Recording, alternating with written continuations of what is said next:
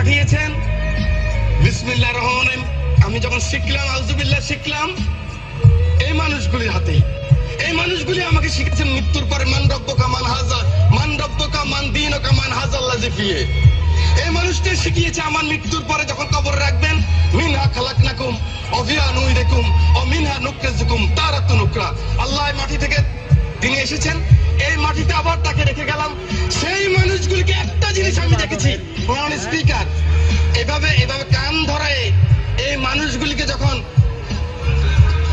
কান ধরায় পিঠের মধ্যে লাথি মেরে যখন পার করেছে, গ্রাম বাংলার লক্ষ কোটি মানুষ তখন কান্না করেছে। মাননীয় স্পিকার, এটা কিন্তু আল্লাহ সহ্য করবে না। আপনি নাস্তিক হন, আমার কোনো আপত্তি নাই। আপনি চন্দ্র না মানেন, আপনার আমার কোনো আপত্তি নাই। আপত্তি আমার এক জায়গায়, আপত্তি এক জায়গায়। আমার কোরআন নিয়ে কথা বললে, আমার রাসূল নিয়ে কথা বললে, I am the last person. আমাকে জেলে নিবেন না কোথায় নিবেন আমার কোনো যায় আসে না।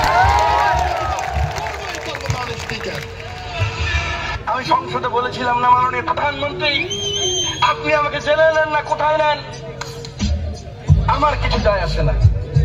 আমি কিন্তু রাসূলের পক্ষে কথা বলবো, ইসলামের পক্ষে কথা বলবো।